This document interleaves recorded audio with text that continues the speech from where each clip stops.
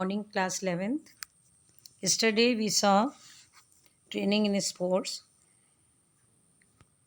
We can say that training is preparation. ठीक है. Now today we see principles of sports training. कि जो training लेते हैं हम उसके क्या क्या सिद्धांत होते हैं और क्या क्या चीज़ ज़रूरी है हमें, वो ये देखेंगे हम. जैसे रेगुलरिटी हो गया, प्रॉपर लोडिंग हो गया, साइंटिफिक एंड स्पेसिफिक ट्रेनिंग हो गया, इंडिविजुअल डिफरेंसेस क्या क्या आते हैं, रिकवर करने के लिए क्या करना पड़ता है, गेम स्टार्ट होने के पहले एंड आफ्टर गेम क्या होता है, कितना प्रोग्रेस हो रहा है, ये हम सब चीज़ प्रिंसिपल्स ऑफ स्पोर्ट्स ट्रेनिंग में देखेंगे. Now see, principles are the scientific and systematic way to improve sports performance. They guide us to develop our physical fitness ability to improve further. तो उसमें फर्स्ट आता है क्या क्या हमको ट्रेनिंग लेने के पहले ज़रूरत पड़ती है बॉडी में, किस किस चीज़ के लिए कोच हमको अवेयरनेस करवाता है, ये हम देखेंगे.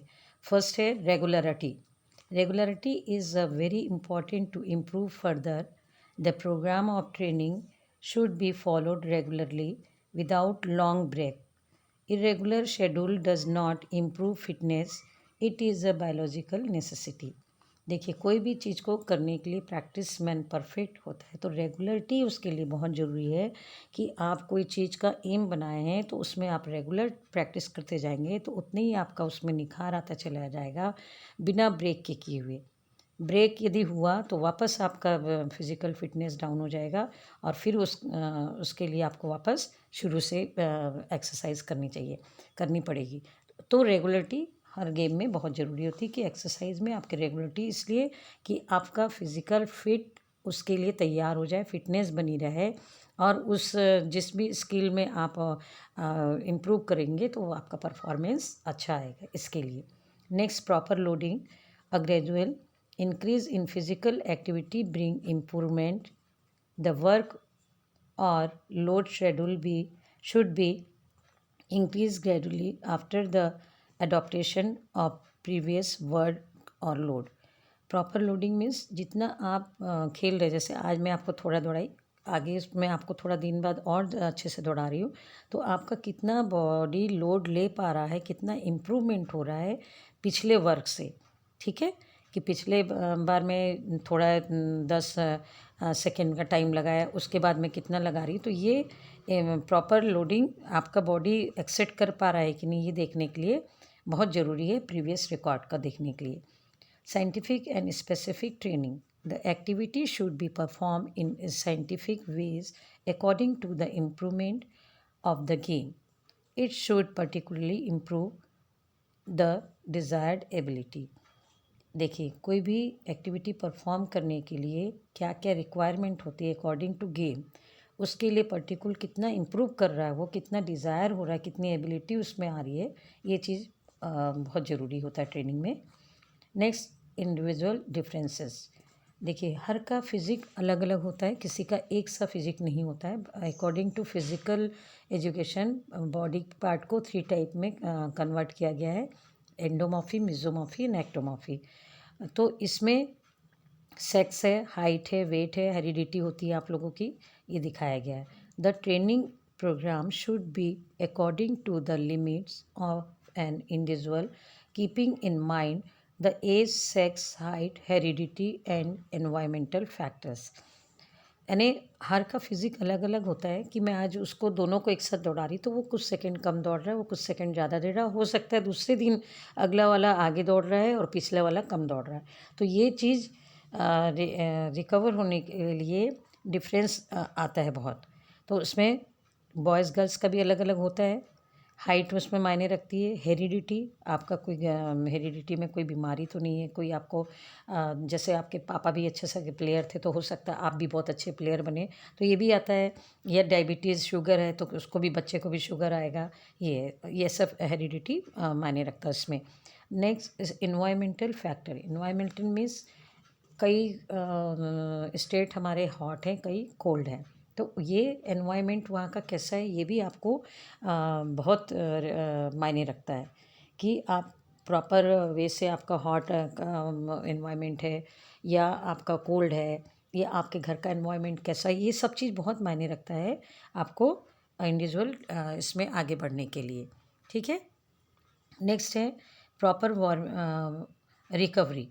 Recovery should be proper rest, relaxation and sleep after every schedule of hard work. The recovery should not be very long, and again one should be ready for further workout. Recovery होना बहुत ज़रूरी है workout के बाद, या कोई game आप खेल रहे हैं और उसके बाद उसको रिकवरी करने के लिए रेस्ट किया जाता है। देखिए, आप कोई गेम होता है तो बीच में रेस्ट का टाइम दिया जाता है, टीम इधर से उधर बदलती है, उसके लिए आपको रेस्ट का टाइम दिया जाता है। तो रिकवर होने के लिए जितना आपका बॉडी टिश्यूज़ डैमेज हुआ है, जितना आपका लंग्स में ब्रीथ आपकी हाई हो रही है, तो उसको नॉर्मल करने के लिए, रिकवर करने के लिए रिलैक्सेशन बहुत ज़रूरी है। ठीक है। Now proper warming up and limbering down. What is warming up? Warming up is before game exercise या वर्कआउट। गेम के पहले जब हम शुरू कर रहे हैं उसके पहले वार्मिंग अप होता है, थोड़ा सा वर्कआउट होता है अपना बॉडी को हीटअप करने के लिए, प्रिवेंशन के लिए कि कोई चोट ना लगे, बैलेंस करने के लिए वार्मिंग अप ज़रूरी होता है। And limbering down after game. Game के बाद हमको रिलैक्सेशन के लिए बहुत बॉडी रिलैक्स के लिए बहुत ज़रूरी है लिम्बरिंग डाउन। उसमें आप रिक्रिएशन गेम खेल सकते हैं, शवासन कर सकते हैं, योग निद्रा कर सकते हैं, या जो भी आप है आराम से बैठ सकते हैं। आराम करना मीन्स, ठीक है। The training work should be started with warming up and ended with limbering down. It also important for prevention of injuries. कोई इंजरी ना हो उसके लिए लिम्बरिंग डाउन भी उतना ही ज़रूरी है जितना आपका वार्मिंग अप है। तो गेम में दोनों का बहुत इंपॉर्टेंस है, warming up and limbering down. कि खेल के गेम स्टार्ट होने के पहले आप अपने बॉडी को हीटअप करें, उस गेम के लिए तैयार करने के लिए 5 से 7 10 मिनट के बीच तक आपका बॉडी वार्मिंग अप होता है। And after game limbering down कि आपको बिल्कुल रिलैक्स करवाया जाता है। Next progression. The training programme should B follow proper progression. It should start with easy activity in the beginning and harder activities later on, simple to complex. हम training में कितना follow कर रहे हैं, प्रॉपर वे से कितना हम progress कर रहे हैं, ये हमारा कोच देखता है। कितनी इजी कैपेसिटीज है हम स्टार्ट किए थे और हार्ड उसके आगे थोड़ा हार्ड ट्रेनिंग होती चली जाती है, तो कितना प्रोग्रेस हुआ है ये टेस्ट मेजरमेंट में बताया जाता है कि कल आप इतना किए थे और 10 दिन बाद आपका फिजिक इतना इम्प्रूवमेंट कर रहा है, इतना प्रोग्रेस कर रहा है। तो ये प्रोग्रेशन बहुत ज़रूरी है। Next, safety and prevention. Prevention is always better than cure, so we should keep in mind the safety measures while performing physical training. बहुत ज़रूरी है कि हम जो भी चीज़ गेम खेल रहे हैं उसके लिए प्रिवेंस करना, सेफ्टी पॉइंट ऑफ से खेलना। हम जितना एक्सरसाइज कर लेंगे, जितना वार्मिंग अप हमारा अच्छा सा होता चला जाएगा, जितनी हम ट्रेनिंग के स्किल ले लेंगे, उतनी हम सेफ्टी और प्रिवेंशन हमारा उसमें होता चला जाएगा। नेक्स्ट है साइकोलॉजिकल फीडबैक। देखो, ये चीज़ बहुत इंपॉर्टेंट रखती है कोई भी प्लेयर को।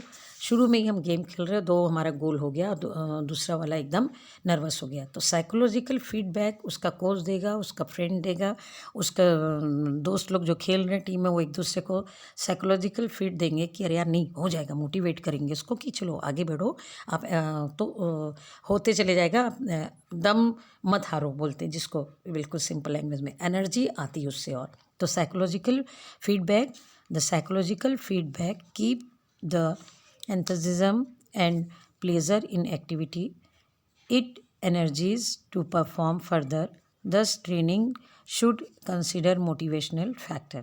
मोटिवेट करता है ये हमको आगे बढ़ने के लिए, एनर्जी देता है। पुशअप करते देखे कई गेम में होता है, वो चिल्ला रहा है अरे यार खेलो, गोल गोल करके चिल्ला रहा है, तो उनका एनर्जी और वो होने लगता है और दौड़ने लगता है। फिर वो इस तरीके से साइकोलॉजिकल फीडबैक देना ज़रूरी है। Next, medical checkup. It is very important. Medical checkup आपका, जब कोई भी गेम आप ले रहे हैं, आप एम बना लिए कि मेरे को इस गेम में करना है, तो आपका फिजिक एडॉप्ट कर रहा है कि नहीं, इसके लिए आपका medical checkup, proper medical checkup should be done before any hard physical training. Doctor's consultation should be taken in case of injury, illness or rhythmic weakness.